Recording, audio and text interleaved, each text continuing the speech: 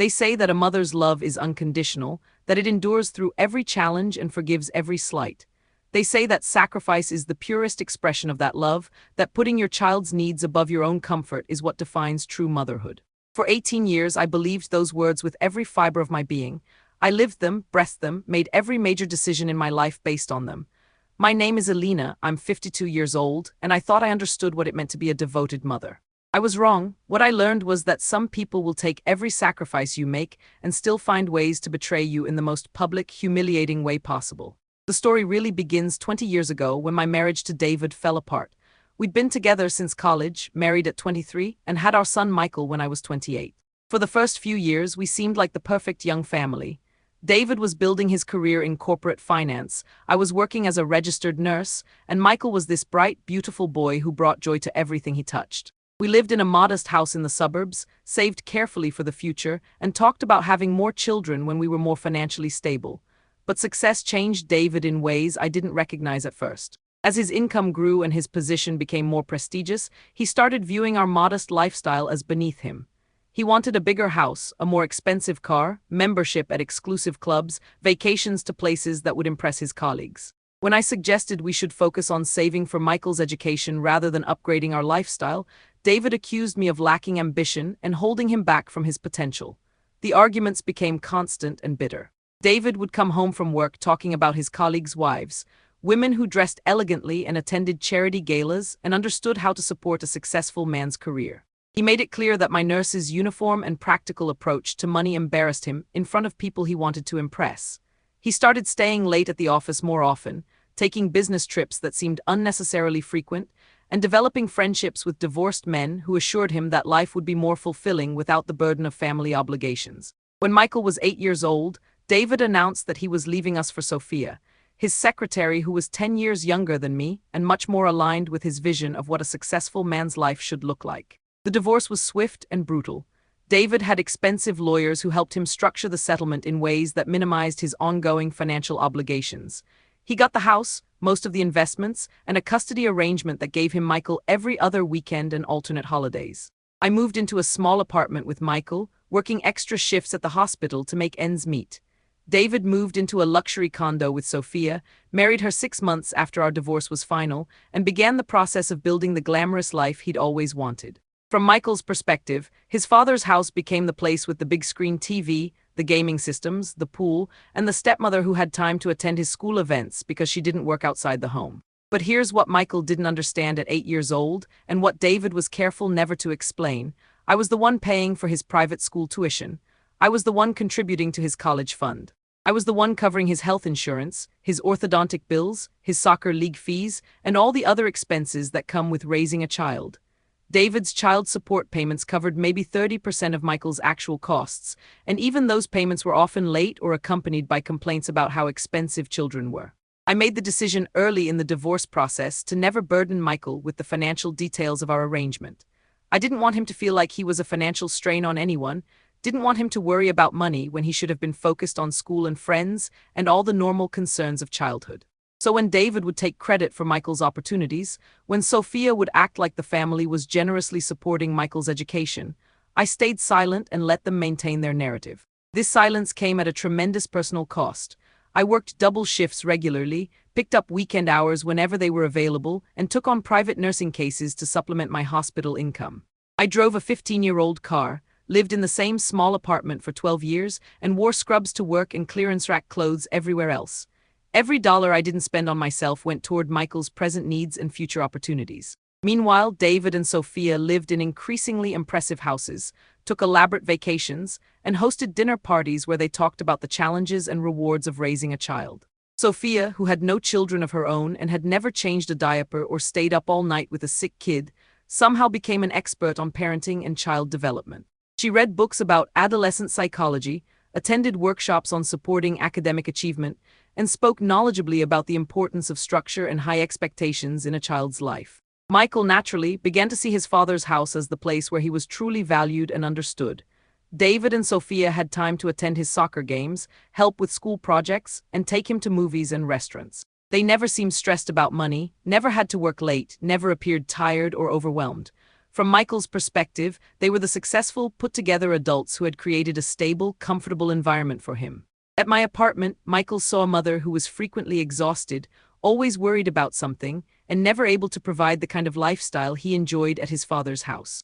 I was the parent who said no to expensive purchases, who couldn't take him on elaborate vacations, who had to work on weekends when he wanted to spend time together. I was the one who reminded him about homework and chores and responsibilities, while his father's house was the place where he could relax and be entertained. As Michael moved through middle school and into high school, the emotional distance between us grew steadily wider. He started spending more time at David's house, even beyond the court-mandated schedule. He began referring to David and Sophia as his real family and talking about my apartment as the place he had to stay sometimes because of the divorce agreement. When he got his driver's license, he started coming to my place less frequently, always with some excuse about homework or plans with friends or commitments at his father's house. The most painful part of this evolution was watching Sophia gradually take over the maternal role in Michael's life. She was the one who helped him choose classes, who attended parent-teacher conferences, who took him shopping for school clothes and formal wear.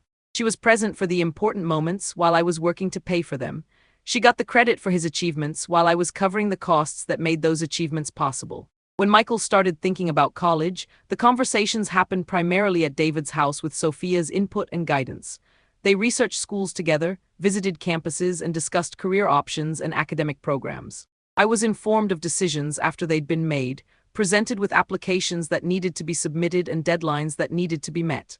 When I asked about the financial aspects of his college plans, I was told not to worry about it, that David and Sophia were handling everything. What they didn't tell Michael was that his college fund was built entirely on my contributions. The account David had established in Michael's name was funded monthly by automatic transfers from my checking account. The $15,000 I'd contributed annually for 10 years, plus the growth on those investments, represented the bulk of the resources that would pay for Michael's education. David's contributions had been sporadic and minimal, often accompanied by complaints about how expensive college had become. But even more significantly, what Michael didn't know was that I had purchased a substantial education insurance policy shortly after the divorce. If something happened to my ability to work and contribute to his college expenses, the policy would pay out enough to cover 4 years of tuition, room and board, and living expenses at almost any university in the country. I'd been paying premiums on this policy for 12 years, treating it as a non-negotiable expense even when money was tight. Michael's senior year of high school was when the emotional distance between us became most painful. He rarely called me unless he needed something specific, spent most holidays at David's house, and seemed to view me as a minor figure in his life story. When his guidance counselor scheduled meetings about college applications and scholarship opportunities, Michael asked that they be held at times when David and Sophia could attend, which often meant I couldn't participate because of my work schedule. The college acceptance letters started arriving in March, and Michael got into several excellent schools, including his first choice, Northwestern University, where he planned to study business and economics. The celebration dinner was held at David's house, with Sophia cooking an elaborate meal and David making toasts about Michael's bright future and the family's pride in his achievements. I wasn't invited to this celebration. I learned about it 3 days later when Michael mentioned it casually during one of our brief phone conversations. The graduation ceremony was scheduled for a Saturday afternoon in May. Michael had been valedictorian of his class, and he would be giving a speech to the assembled families and friends. It should have been one of the proudest moments of my life, the culmination of 18 years of sacrifice and love and tireless work to give my son every possible opportunity. Instead, it became the most humiliating experience I'd ever endured. The trouble started 2 weeks before graduation when Michael called to discuss the logistics of the ceremony. Each graduate was given 6 tickets for family members, he explained, and he needed to figure out how to distribute them fairly. David and Sophia would need 2 tickets, obviously. Sophia's parents, who had been like grandparents to Michael, would need 2 more. That left 2 tickets for my side of the family, which seemed reasonable since it would be me and perhaps my sister Maria if she could get time off work. But then Michael mentioned, almost as an afterthought, that he'd also invited David's brother Tom and his wife Jennifer, who had always been supportive and wanted to celebrate his achievement, and Sophia's sister Caroline, who had helped with college applications and felt like family to him, and David's business partner Jake, who had been like a mentor and had written letters of recommendation for college applications. As Michael listed all the people he wanted to include in his graduation celebration, I realized that the 6-ticket limit was creating a problem he hadn't fully thought through. There were more people he felt obligated to invite than seats available, and the way he was discussing the situation made it clear that he considered David and Sophia's attendance non-negotiable, while my presence was more flexible. I was thinking, Michael said carefully, that maybe you could watch the ceremony online. A lot of the parents who can't make it are planning to do that. The school streams the whole thing live, so you wouldn't miss my speech or anything important. And we could celebrate together separately, maybe go to dinner later in the week when things calm down. The suggestion hit me like a physical blow.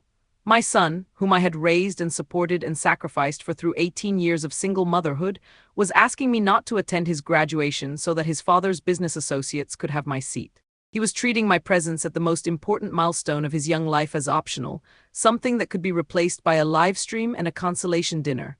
I tried to explain to Michael how important this day was to me, how much I'd been looking forward to watching him graduate and give his speech, how proud I was of everything he'd accomplished. But his response revealed how completely he'd absorbed David and Sophia's narrative about who the real family was and who deserved priority consideration. "Mom, I understand that you want to be there," he said, "but you have to understand that Dad and Sophia have been more involved in my school stuff, and their friends and family have been really supportive too. It's not that I don't appreciate everything you've done, but I have to think about what makes the most sense logistically." Logistically, he was talking about my attendance at his graduation as a logistical problem to be solved rather than a fundamental right I'd earned through years of devotion and sacrifice. He was suggesting that David and Sophia's social connections were more important than his mother's presence at his graduation ceremony. I told Michael that I would not be watching his graduation on a computer screen, that I had earned the right to be there in person through 18 years of putting his needs ahead of everything else in my life. I said that if he could only have 6 people at his graduation, then his mother should be one of them, not his father's business partner or his stepmother's sister. Michael's response was swift and defensive. He said I was being unreasonable and selfish, making his graduation about my feelings instead of focusing on what was best for him. He said that Dad and Sophia had created a stable, supportive environment that had contributed to his academic success, and they deserved to share in the celebration of his achievements. He said that my insistence on attending was creating unnecessary drama during what should be a happy time for everyone. But then he said something that revealed the depth of his transformation and the completeness of his emotional transfer to David and Sophia's family. He said, "Look, Mom, I know you feel like you've done a lot for me, but Dad and Sophia are the ones who have really shaped who I am today. They're the ones who have been there for the important stuff, who have helped me make good decisions, who have created the kind of home environment that helps kids succeed. I love you, but they're the ones who have actually raised me." The words hung in the air between us like a bomb that had just exploded. My son, whom I had carried for 9 months, nursed through countless sleepless nights, taken to every doctor's appointment and school event I could manage, supported through homework struggles and friendship drama and teenage rebellion, had just told me that I hadn't really raised him. According to Michael, the people who had provided the weekend entertainment and vacation experiences were his real parents, while I was just someone who had done a lot for him. I ended the phone call without saying another word. I sat in my small apartment, surrounded by 18 years of Michael's school photos and achievement certificates and birthday cards, and I made some decisions that would change everything between us forever. First, I called Northwestern University's financial aid office and spoke to the counselor who had been handling Michael's account. I explained that there had been some changes in our family situation and that I needed to understand exactly how Michael's education was being funded and what options existed for modifying those arrangements. What I learned during that conversation was illuminating and strategically useful. Michael's college expenses were being covered by 3 primary sources: the education fund that I had been funding for 10 years, a series of academic scholarships based on his valedictorian status and test scores, and federal financial aid based on his family's reported income. The education fund alone contained nearly $200,000, all of which had come from my contributions. David had contributed less than $20,000 over the years, always with complaints about how expensive children were. More importantly, the financial aid calculations were based on both parents' income, but my income as a nurse had been much lower than David's corporate salary, which had helped Michael qualify for need-based grants and low-interest loans. If I chose to withdraw my financial support and discontinue my contributions to his education, Michael would lose access to several funding sources simultaneously. The financial aid counselor explained that families sometimes had to restructure their educational funding arrangements due to divorce, job loss, or other significant life changes. If I were to withdraw from Michael's educational support, he would need to reapply for aid based on his remaining sources of family support, and the amounts he qualified for would likely be substantially lower. Next, I called my attorney, Rebecca Martinez, who had handled my divorce and had remained my legal counsel for various issues over the years. I explained what had happened with the graduation situation and asked about my rights and obligations regarding Michael's ongoing support now that he was 18 years old and heading to college. Rebecca's assessment was clear and empowering. As an adult, Michael was no longer covered by the child support arrangements from the divorce. Any financial support I provided for his college education was voluntary and could be modified or discontinued at my discretion. The education fund was in my name with Michael as the beneficiary, which meant I retained complete control over how those resources were used. Furthermore, Rebecca explained, the education insurance policy I'd been paying for was designed to protect my investment in Michael's future, but it also gave me significant leverage in our relationship. The policy could be modified, canceled, or transferred to other beneficiaries if I chose to redirect my educational support to other deserving young people. Rebecca helped me understand something I'd been too emotionally invested to see clearly. Michael's dismissal of my role in his life wasn't just hurtful, it was factually incorrect and financially naive. He'd been led to believe that David and Sophia were his primary supporters, but the reality was that I had been funding his opportunities while they took credit for his achievements. Elena, Rebecca said, you have more power in this situation than you realize. Michael has been able to treat you disrespectfully because he doesn't understand the consequences of alienating his primary financial supporter. Maybe it's time he learned how much his opportunities actually cost and who's been paying for them. The graduation ceremony was held on a bright Saturday morning in the high school auditorium. Despite Michael's attempts to discourage my attendance, I arrived early and took a seat in the middle section, about halfway back from the stage. I watched as other families filled the front rows, parents and grandparents and siblings claiming the best seats to witness their graduate's big moment. David and Sophia arrived fashionably late, making a grand entrance with their extended entourage of family and friends. Sophia was dressed in an expensive cream-colored suit that probably cost more than I made in a week, with perfectly styled hair and professional makeup that made her look like she was attending a society event. David wore a custom-tailored navy blazer and spoke loudly about Michael's achievements to everyone within earshot. They settled into the front row seats that Michael had reserved for them, with Sophia positioned directly in the center where she'd be most visible to the graduates on stage. David's brother and his wife took seats beside them, followed by Sophia's parents and sister, and finally David's business partner and his wife. They looked like a prosperous, successful extended family gathering to celebrate their shared accomplishment. I sat in my modest section surrounded by other middle-class families, wearing the best dress I owned and feeling invisible in comparison to the elaborate front-row display that Michael considered his real family. Other parents around me made polite conversation about their children's future plans, but I found it difficult to engage in small talk when I was struggling with such intense emotions. When the ceremony began and the graduates filed onto the stage in their caps and gowns, I felt the familiar surge of maternal pride that had sustained me through 18 years of sacrifice and struggle. Michael looked handsome and confident as he took his place with the other top students who would be speaking during the ceremony. This was the moment I'd been working toward since he was born, the culmination of everything I'd invested in his future. But as the ceremony progressed and various awards were announced, I noticed that Michael's attention was focused exclusively on the front row where David and Sophia sat. Every time he received recognition or applause, he looked directly at them for approval and acknowledgement. When he waved to the audience, his gestures were directed toward their section as if the rest of us didn't exist. The valedictorian speech was supposed to be the highlight of the ceremony, the moment when Michael would address the assembled families about the journey that had brought them all to this milestone. I'd been looking forward to this speech for months, imagining how proud I'd feel to hear my son's words of wisdom and gratitude as he transitioned into adulthood. Michael approached the podium with confidence and poise, looking every inch the successful young man he'd become. He began his speech by thanking the teachers and administrators who had supported the graduating class, acknowledging the hard work and dedication that had brought everyone to this moment. His delivery was polished and articulate, reflecting the public speaking skills he'd developed through years of academic competitions. But as Michael moved into the more personal portion of his speech, where graduates traditionally thank their families for their support and sacrifice, the words that came out of his mouth shattered what was left of my heart. He spoke eloquently about the importance of family support in achieving academic success, about the guidance and wisdom that had shaped his character, about the gratitude he felt for those who had believed in him and invested in his future. And then, looking directly at the front row where David and Sophia sat beaming with pride, Michael said the words that would end our relationship forever. I want to especially thank my parents, David and Sophia Martinez, for creating the kind of home environment that allows a child to flourish academically and personally. Dad, your work ethic and business acumen have been an inspiration to me throughout my high school years. And Mom, your wisdom and guidance have shaped my character in ways I'm only beginning to understand. Mom, he had called Sophia Mom in front of 400 people at his graduation ceremony.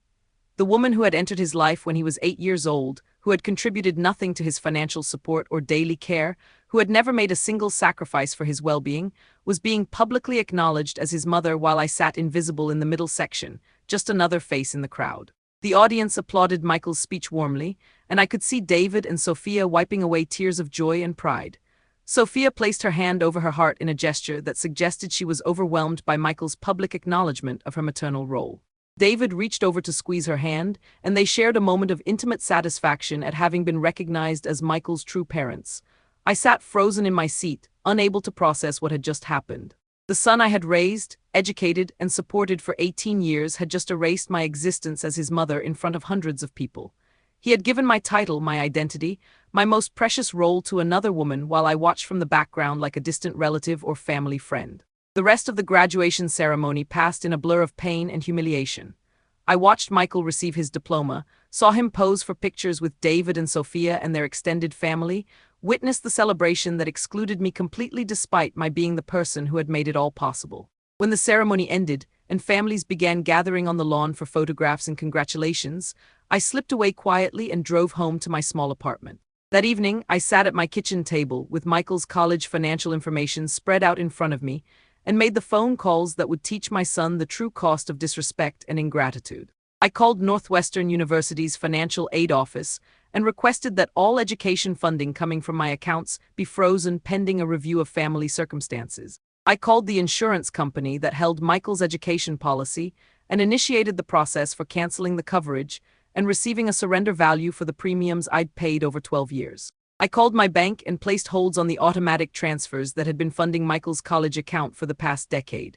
Most importantly, I called Rebecca Martinez and asked her to prepare legal documentation that would formally transfer all of Michael's education funding to a scholarship fund I wanted to establish for deserving students from single-parent households. If Michael wanted to attend Northwestern University, he would need to find alternative funding sources because my financial support was no longer available to him. Sunday morning, less than 24 hours after Michael's graduation ceremony, my phone started ringing. The first call came from David, whose voice was panicked and confused as he tried to understand why Northwestern's financial aid office had called to inform them that Michael's education funding had been suspended pending review. "Elena, what the hell is going on?" David demanded. "The financial aid people are saying there's been some kind of change in Michael's family support situation. They're talking about reduced funding and additional loan requirements." "What did you do?" I explained to David, very calmly and clearly, that I had withdrawn my financial support for Michael's college education. Since Michael had made it clear that David and Sophia were his real parents and primary supporters, I was confident they would be able to handle his educational expenses without my assistance. After all, they were the ones who had really raised him and deserved credit for his achievements. The silence on David's end of the phone was deafening. I could practically hear him calculating the financial implications of what I'd just told him.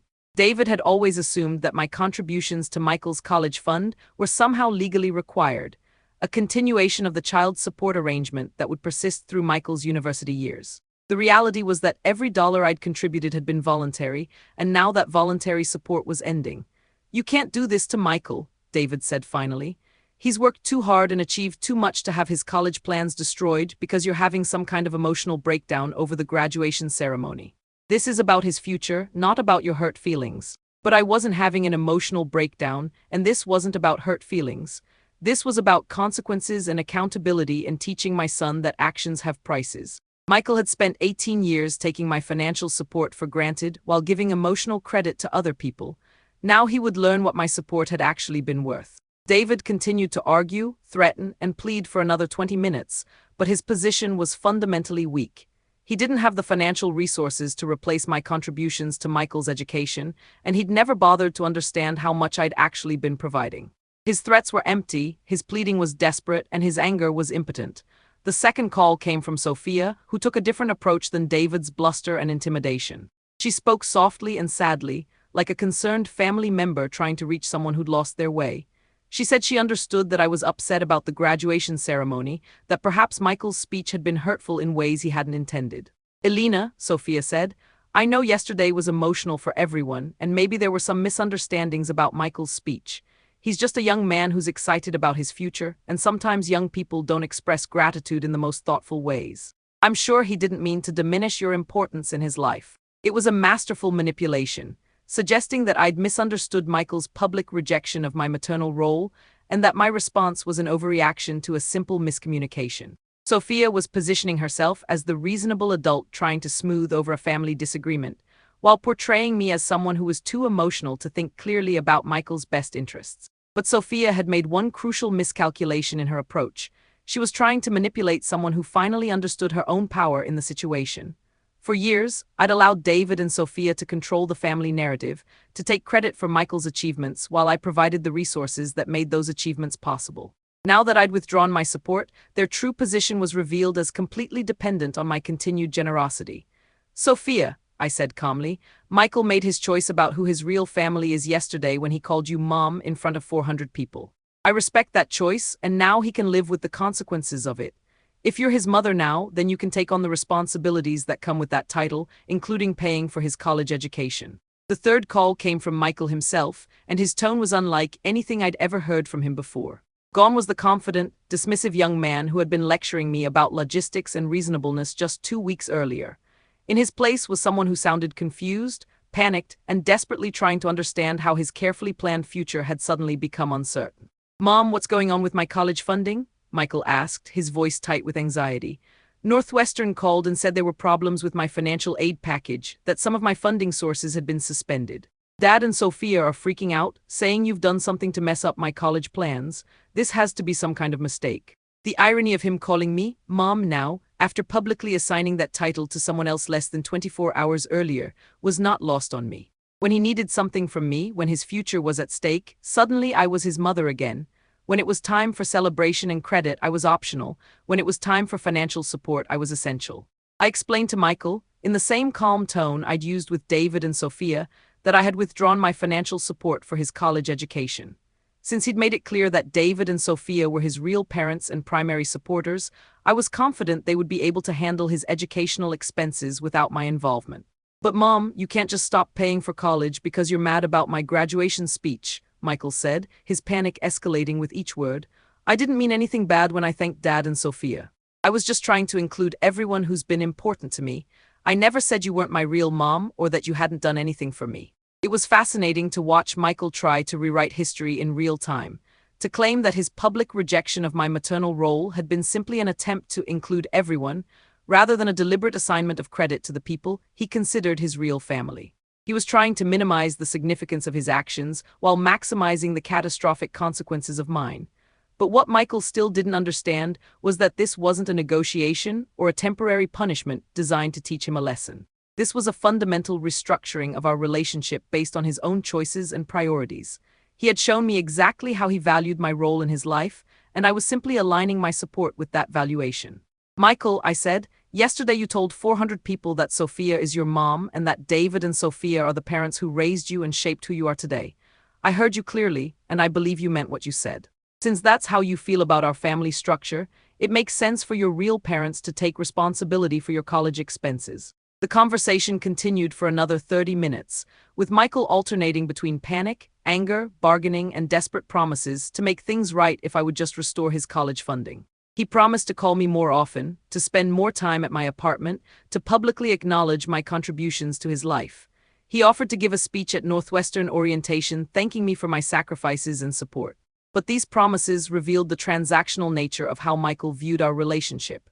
He was offering to perform gratitude and affection in exchange for continued financial support, proving that he understood exactly what I'd been providing and exactly how little he'd been giving in return. His offers to spend time with me and acknowledge my contributions were calculated payments designed to restore access to my resources. I told Michael that his college funding was permanently discontinued, that the education insurance policy had been canceled, and that all future educational support would be redirected to deserving students who actually appreciated the opportunities they were given. If he wanted to attend Northwestern, he would need to find alternative financing through loans, work-study programs, or support from his real parents. By Monday morning, the full scope of Michael's financial situation had become clear to everyone involved. Northwestern's financial aid office had recalculated his assistance package based on the loss of my contributions, and the result was devastating. Without my education fund, without the insurance policy that would have covered emergencies, and without my ongoing financial support, Michael qualified for minimal aid and would need to take out substantial loans to cover his tuition, room, board, and living expenses. The total cost of attending Northwestern for 4 years was estimated at over $200,000. The academic scholarships Michael had earned covered approximately $40,000 of that total. Federal and state financial aid, recalculated based on David's higher income without my lower income to balance it out, provided another $30,000 in grants and subsidized loans. That left Michael responsible for finding over $130,000 to complete his education. David and Sophia's attempts to secure this level of funding revealed the true state of their financial situation, which was far less solid than their lifestyle suggested. David's corporate salary was substantial, but it was also committed to maintaining their expensive house, luxury cars, country club memberships, and elaborate vacation habits. They had very little in liquid savings and no college fund of their own for Michael's education. Sophia's parents, who had been positioned as Michael's loving grandparents and major supporters, were retired on fixed incomes and had no ability to contribute significant amounts to college expenses. David's brother and business partner, who had been treated as essential family members at the graduation ceremony, had their own children's educational expenses to consider and no obligation to fund Michael's choices. The private loans that Michael would need to cover his Northwestern expenses came with interest rates and repayment terms that would saddle him with debt for decades after graduation. Even with a successful career in business and economics, he would be making loan payments well into his 40s, and any financial setbacks or career changes would create serious problems for his long-term economic stability. Meanwhile, the scholarship fund I established with Michael's former college money began accepting applications from deserving students whose single parents had made sacrifices similar to mine. The first recipient was Maria Santos, whose mother worked 2 jobs to support 3 children and had been saving every possible dollar for Maria's nursing school tuition. Maria's acceptance letter was filled with gratitude and recognition for the opportunity she'd been given, a stark contrast to Michael's sense of entitlement about resources he'd never earned. 3 weeks after graduation, Michael made one final attempt to restore our relationship and his college funding. He asked to meet me for lunch at a neutral location, saying he wanted to apologize properly and discuss how we might work together to solve his college financial problems. His tone was more mature and thoughtful than I'd heard from him in years, and I agreed to listen to what he had to say. We met at a quiet restaurant near my apartment, and Michael's appearance shocked me. He looked like he'd aged 5 years in 3 weeks. There were dark circles under his eyes, his clothes were wrinkled, and he had the hollow, desperate look of someone who'd been lying awake at night trying to solve an impossible problem. The confident, dismissive young man who had lectured me about logistics and reasonableness was gone, replaced by someone who understood that his future was in serious jeopardy. "Mom," Michael began, "I owe you a huge apology for what happened at graduation. I was thoughtless and cruel, and I hurt you in ways that I'm only now beginning to understand. I took your support for granted for so many years that I forgot how much you'd sacrificed to give me opportunities. I'm sorry for calling Sophia Mom in my speech, and I'm sorry for treating you like you were optional in my life." It was a more complete and specific apology than anything I'd received from Michael in years, and it addressed the specific behaviors that had been most hurtful. But there was also something calculating about the timing and setting, something that suggested this apology was designed to achieve a specific result rather than emerging from genuine remorse and personal growth. Michael continued his prepared remarks, detailing all the ways he now recognized my contributions to his life, and expressing gratitude for sacrifices I'd made that he claimed he'd never fully appreciated before. He talked about working multiple jobs to pay for his private school, about the old car I drove so he could have better opportunities, about the vacations I'd never taken so his college fund could grow. "I understand now that Dad and Sophia were able to be the fun, supportive parents because you were handling all the real responsibilities," Michael said. "They got to take credit for my success because you were paying for the foundation that made that success possible. I was stupid and ungrateful, and I'm sorry for not recognizing what you were doing for me." The acknowledgement was gratifying to hear, but it also felt hollow because it was coming only after Michael had lost access to my financial support. If his college funding had remained secure, would he have ever developed this level of insight about our family dynamics? Would he have ever recognized the disparity between my contributions and others' credit if there hadn't been consequences for taking me for granted? Michael then moved into the negotiation portion of our conversation, outlining various scenarios for how we might rebuild our relationship and address his college financial crisis. He was willing to transfer to a less expensive state school if that would make the costs more manageable. He was planning to get a part-time job to help cover living expenses. He was prepared to take out some loans and accept responsibility for a portion of his educational costs. "I'm not asking you to pay for everything like before," Michael said. "I understand now that I need to have some skin in the game, some personal investment in my own education. But I'm hoping that maybe we could work out some kind of arrangement where you'd be willing to help with part of the costs, and I'd handle the rest through work and loans." It was a reasonable proposal from someone who had learned painful lessons about the value of the support he'd been taking for granted. Michael was offering to be more grateful, more responsible, and more personally invested in his own future. He was acknowledging my contributions, apologizing for his behavior, and proposing a more equitable arrangement for moving forward. But what Michael still didn't understand was that this wasn't about money or even about college. This was about respect, dignity, and the fundamental question of how family members should treat each other. His apology addressed the symptoms of our problem, not the underlying disease of entitlement and emotional manipulation that had infected our relationship for years. "Michael," I said gently, "I appreciate your apology, and I can see that you've been thinking seriously about what happened between us.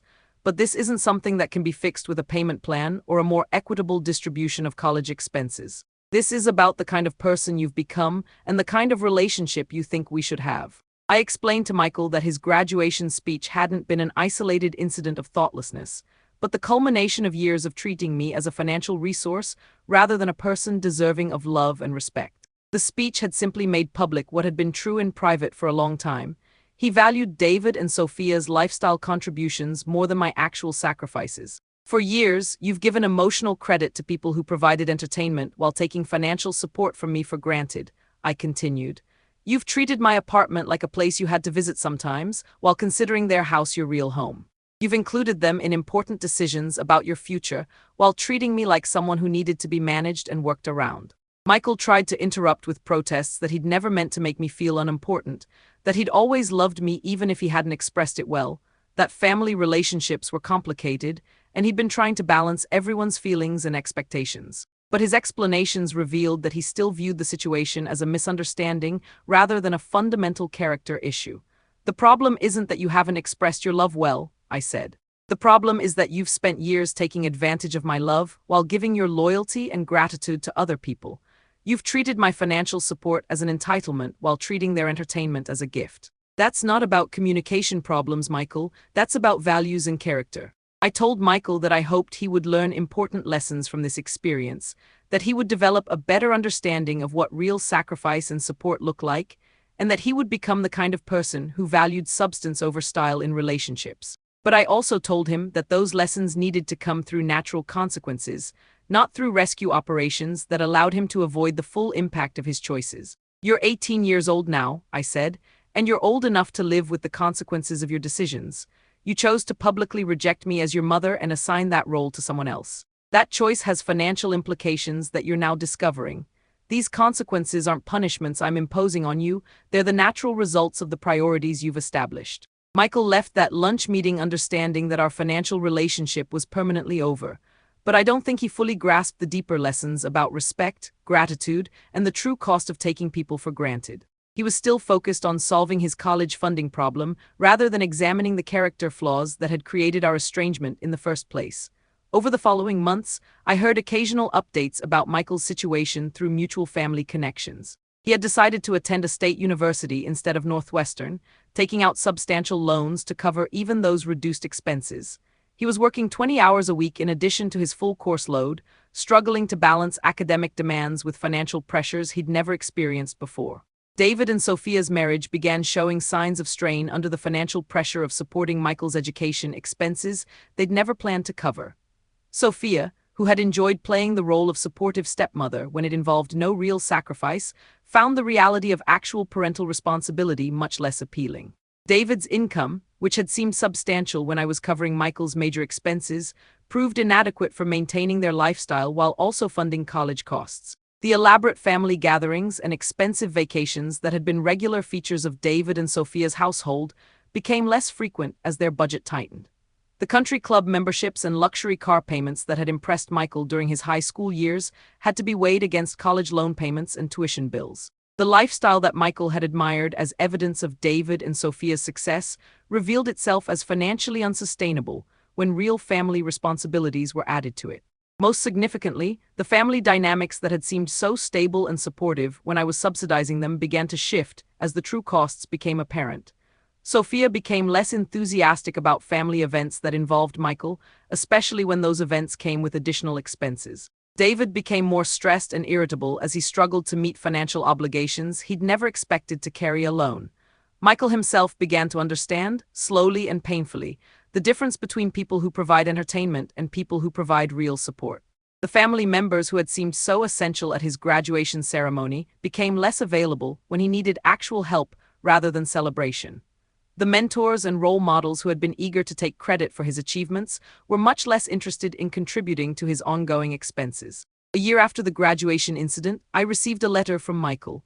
Not a phone call or a text message, but a handwritten letter that arrived at my apartment on a Tuesday afternoon. The letter was several pages long, and Michael's handwriting was careful and deliberate, as if he'd taken significant time to choose his words. In the letter, Michael described his first year of college and the challenges he'd faced trying to balance work and studies while managing loan payments and living expenses. He wrote about the exhaustion of working 20-hour weeks while carrying a full academic load, about the stress of knowing that every purchase had to be carefully considered, about the isolation that came from being unable to participate in social activities that his wealthier classmates took for granted. But more importantly, Michael wrote about the lessons he'd been learning about sacrifice, support, and the difference between superficial relationships and genuine family connections. He described conversations with other students whose parents had made real sacrifices for their education, and how those conversations had helped him understand what I'd been doing for him throughout his childhood. "I've been thinking a lot about the graduation ceremony and what I said in my speech," Michael wrote.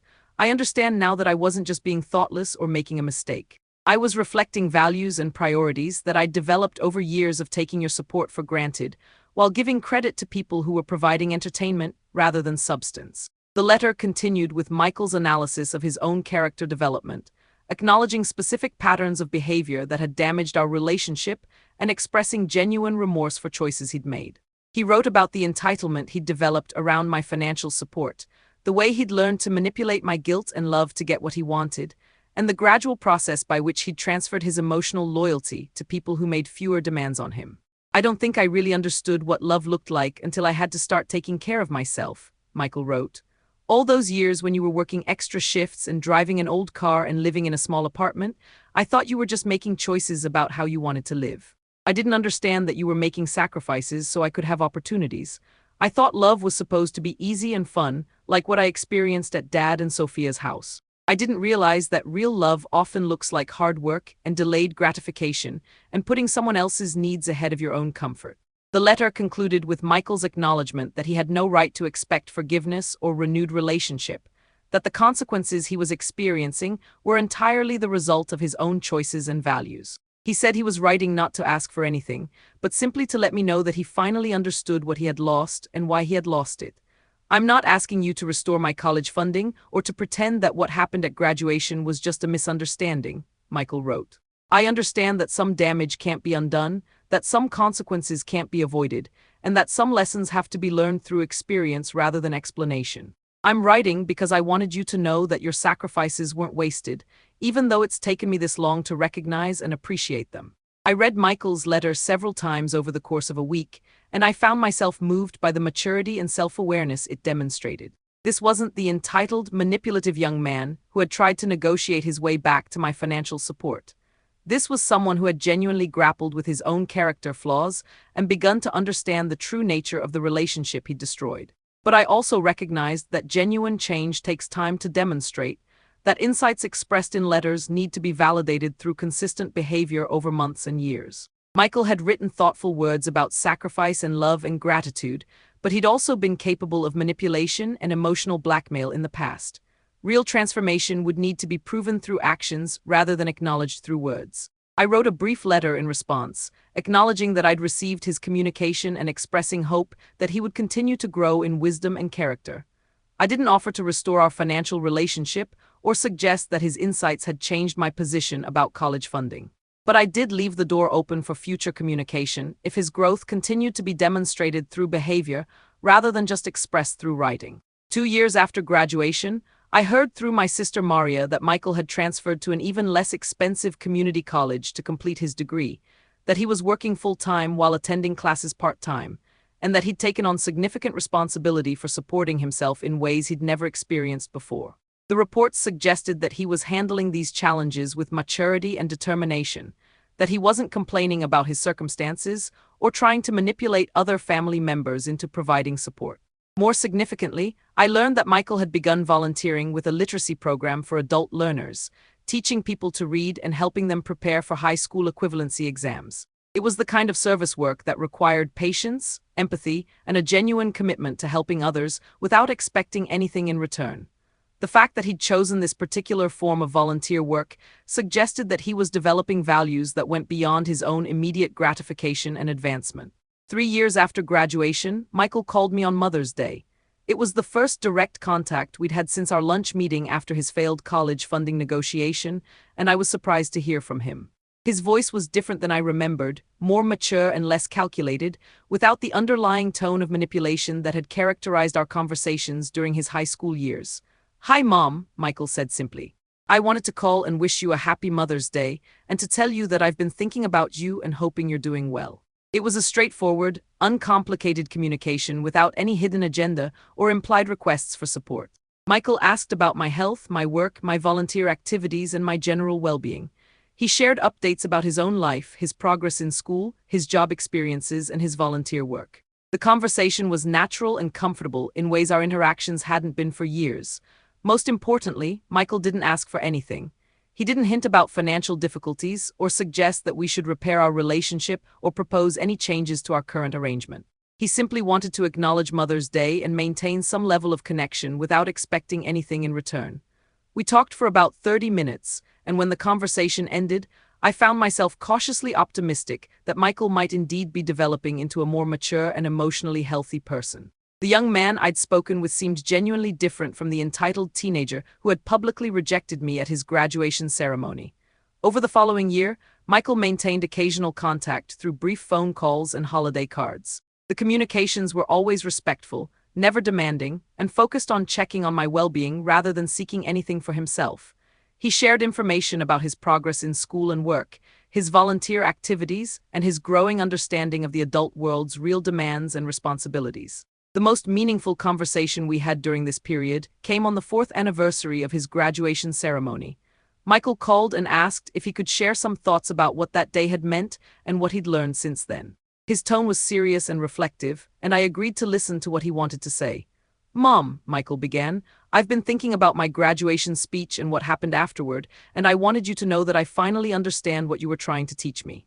Not just about gratitude or respect, but about the difference between real relationships and transactional relationships." Michael went on to describe insights he'd developed about family dynamics, financial support, and the ways that entitlement and manipulation could poison even the closest relationships. He talked about conversations he'd had with other young adults whose parents had made similar sacrifices, and how those conversations had helped him recognize patterns in his own behavior that he'd been blind to at the time. "I understand now that when I called Sophia Mom in my speech, I wasn't just making a mistake or being thoughtless," Michael said. "I was revealing something fundamental about how I valued different types of contributions. I was giving the title of mother to someone who had provided entertainment and lifestyle benefits, while taking for granted the woman who had actually raised me and sacrificed for me." He acknowledged that his graduation speech had been the culmination of years of emotional manipulation and financial entitlement, and that my response had been necessary to break a cycle that was damaging to both of us. He said he now understood that real love sometimes requires allowing people to experience the consequences of their choices, even when those consequences are painful. "You could have kept paying for my college and enabled me to continue taking your support for granted," Michael said, "but that wouldn't have helped me become a better person. It would have just confirmed that I could treat you badly and still get what I wanted from you. The fact that you were willing to let me struggle and learn lessons the hard way was actually the most loving thing you could have done." As Michael talked, I could hear a depth of understanding that went far beyond the surface-level apologies and promises he'd offered years earlier. This wasn't someone trying to manipulate his way back into my good graces. This was a young man who had genuinely wrestled with his own character flaws and learned difficult lessons about respect, gratitude, and the true meaning of family. But I was also cautious about reading too much into one conversation or assuming that insights expressed in words would necessarily translate into long-term behavioral changes. Michael had demonstrated an ability to say what he thought I wanted to hear in the past, and real transformation needed to be proven through consistent actions over time. The phone calls and occasional letters continued for another year, and gradually I began to see evidence that Michael's insights were being translated into genuine changes in his character and values. He completed his degree at the community college, found steady employment, and began the long process of paying down his student loans. He maintained his volunteer work with adult literacy programs and took on additional service commitments that suggested a genuine interest in helping others. Most significantly, Michael began demonstrating the kind of gratitude and respect in small ways that suggested he'd internalized the lessons he'd learned through our estrangement. He remembered my birthday, sent thoughtful cards on holidays, and called regularly just to check on my well-being without asking for anything in return. 5 years after his graduation ceremony, Michael asked if he could visit me at my apartment. It would be the first time he'd been to my home since the weekend before graduation, and I was curious about what had prompted the request. When he arrived, I was struck by how much he'd matured. At 23, he looked like a man rather than a boy, and he carried himself with the quiet confidence of someone who had learned to take responsibility for his own life. We talked for several hours about his work, his future plans, his volunteer activities, and his ongoing efforts to pay down his student debt. Michael was matter-of-fact about the financial challenges he faced, acknowledging that his choices had consequences but not complaining about the difficulty of his circumstances. He seemed to have developed a realistic understanding of what adult independence actually required. But the most important part of our conversation came when Michael asked if he could say something about our relationship and what he hoped for our future. His tone was humble and careful, without the manipulative undertones that had characterized his communications during his high school years. "Mom," Michael said, "I know that I can't undo the damage I did to our relationship, and I know that I have no right to expect you to trust me or treat me like nothing happened. But I want you to know that losing your support and having to learn how to be independent was the best thing that ever happened to me, even though it was also the hardest." He talked about the lessons he'd learned about work, money, sacrifice, and the difference between people who provided real support and people who provided entertainment.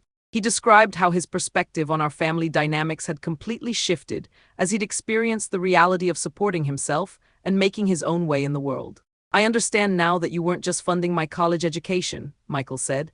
"You were trying to teach me values about hard work, gratitude, and treating people with respect. I was too immature and entitled to learn those lessons while I was taking your support for granted, so you had to find a way to teach them to me through consequences." Michael went on to say that he'd been thinking about our relationship and wondering if there might be a possibility for rebuilding some level of connection based on mutual respect rather than financial dependence. He wasn't asking for money or support, he said, but rather for the opportunity to demonstrate that he'd grown into someone worthy of a relationship with me. "I'm not asking you to pretend that what happened at graduation was okay, or that we can just go back to the way things were before," Michael said.